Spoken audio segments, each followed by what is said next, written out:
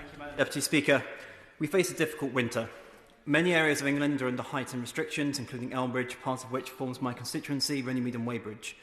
And the national challenge we face is a new disease. Our population, which has largely been exposed to it, has no immunity built to it either through prior infections or other means such as vaccination. It spreads easily and quickly and can make people in high-risk groups, particularly the elderly, seriously ill.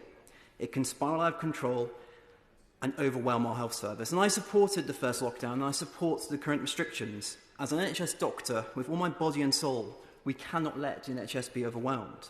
But lockdowns and restrictions are deeply harmful in themselves.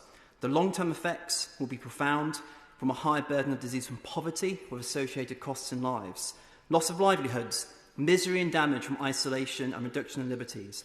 We need a way out. My constituents are feeling it, especially those now in Tier 2 restrictions in Elmbridge, and I pay tribute to them and their resolve. And they rightly ask me, what's the way out? How does this end? How do we escape the cycle of lockdown? The current strategy is suppress until there's a vaccine, but what if there's never a vaccine? And as people start to tire of lockdown, increasing coercion and punitive measures are being put in place. In my commute from Runnymede and Weybridge, I travel to Waterloo Station, and I've seen signs there change from £100 fines for not wearing face masks to £3,000 fines to £6,000 fines in the course of a few months. And it's inevitable that greater coercion will be needed, and when does that stop? Coercion's illusory. It works briefly, but after a while it fails, unless you take people with you and they own the decision.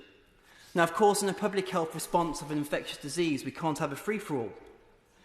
But at the same time, I see in my constituency people who, at low risk of COVID, ignore the guidance because it won't directly affect them, and all they see is harm from restrictions. I see people at high risk ignoring guidance because life is short and they want to see their grandkids.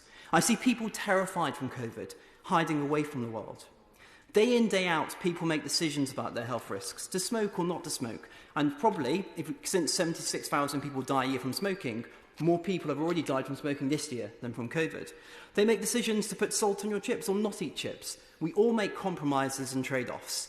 And rather than the state deciding these trade-offs, we need to find a way to let the people decide their own trade-offs. Of course I'll give way. Real problem here that whether I choose to have salt on my chips or not is a matter for my health. But when I take risks about COVID, I'm not just taking them for myself, I'm taking them for everybody else with whom I interact and for the whole of society. The Honourable Member opposite for his intervention. I'll come to precisely his point in due course in my speech.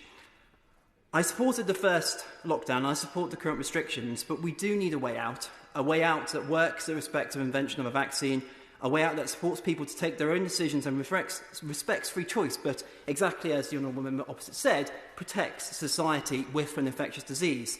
And this needs to be sustained for a long time, as these measures will need to be in place for a long time. And it's easy to criticise, but it's more difficult to put forward other options.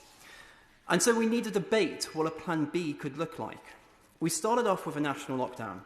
That was too blunt. So we rightly moved to targeted measures. That's better, but still not great. The geographical areas are too large and people don't live their lives by local authority boundaries. So the next logical step is to shrink the geography further, to the household, to the individual, and have a system that allows people to make decisions for themselves regarding their own risks, the people they come across socially at work, and using our testing capabilities in a targeted, risk-based manner. So those at high risk, should they choose to, can shield and have support to do so.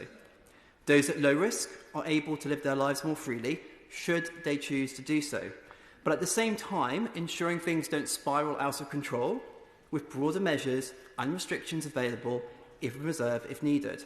And we have to invest in our NHS surge capacity and research into vaccines and research into treatments. The challenge, of course, is how we support those at medium risk or live or work with high-risk individuals. But this is the debate that we need to have. Lockdowns are not a cure for COVID. They only regulate the pressure on the health service alone, important in itself, but in time they can and will be worse than the disease itself.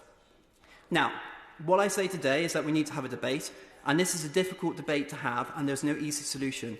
And while I would suggest we wait for phase 3 trials of vaccines out imminently, We have to start putting the flesh on the bones of a plan B based on individual choice and consider a pilot in the UK. To get through this pandemic, whatever we do is going to be difficult. Difficult decisions have to be made, and more difficult decisions remain to be made.